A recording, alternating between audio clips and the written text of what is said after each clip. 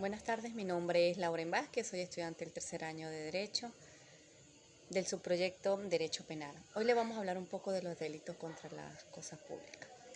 En el artículo 141 de la Constitución de la República Bolivariana de Venezuela, la administración pública está al servicio de los ciudadanos y ciudadanas y se fundamenta en los principios de honestidad, participación, celeridad, eficacia, transparencia, rendición de cuentas y responsabilidad en el ejercicio de la función pública, con sometimiento a la ley y al derecho. La finalidad de estas especies de delito es lograr la administración transparente, eficiente de los recursos del Estado, es decir, considerar como delito cualquier conducta que pudiera generar resultados negativos para los fines propios de la administración de los recursos del Estado, basado en el artículo 141 de la Constitución de la República Bolivariana de Venezuela. El peculado, en este caso podemos decir basado al diccionario jurídico como una sustracción, apropiación o aplicación indebida de los fondos públicos por aquel o quien está confundida con su custodia o administración. En Venezuela se le denomina malversación de los fondos públicos o también corrupción administrativa.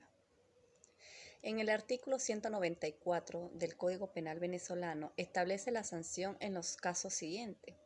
El funcionario que se sustraiga dinero o bienes inmuebles a cargo de las funciones que ellos ejercen serán castigados con prisión de 3 años a 10 años. Si en esto se hace por un interés privado, la sanción aumenta a 1/6 parte. Aún así, el funcionario reparará el delito. Si no es grave, se le castigará con prisión de 3 meses a 21 meses. La concusión. Se trata de una acción de exigir impuestos, multas o prestaciones atribuidas o tributarias que lleva a cabo el funcionario público en provecho propio. Comete el delito de la concusión el servidor público que con el carácter de título de impuesto o contribución, recargo, renta, rédito, salario y otros, exija por sí o por medio de otro dinero, valores, servicio o cualquiera de otras cosas.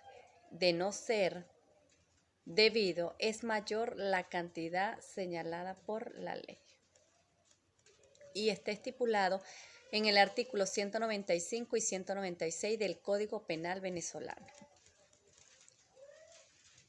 En cuanto a la corrupción, está basado en el capítulo 3 del Código Penal venezolano, en los artículos 197 al 201, desarrolla las posibles sanciones a que están sometidos los funcionarios públicos por la corrupción de estos en el desarrollo de sus funciones.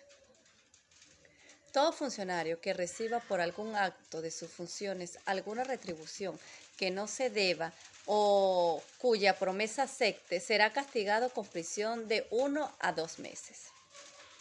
Todo funcionario público que por retardo u omitir algún acto de las funciones reciba o se haga prometer un dinero u otra utilidad será castigado con una prisión o presidido de 3 a 5 años. Hablando de todo esto, también tomamos en cuenta lo que es la prevaricación. Es el incumplimiento malicioso o por ignorancia excusable de las funciones públicas que éste desempeña.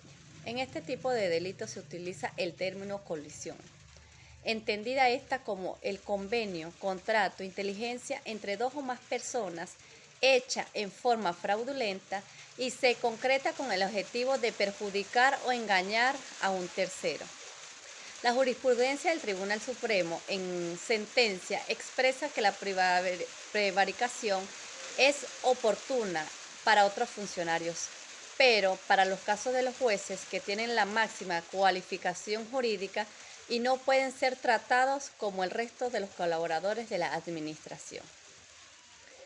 En el artículo mencionado también nos habla y se especifica el artículo 250 al 253 del Código Penal venezolano, que establece las sanciones para las personas acusadas de prevaricación con el objeto de engañar o perjudicar a algún tercero. El capítulo 7 del Código Penal nos habla de la violencia, de la resistencia a la autoridad.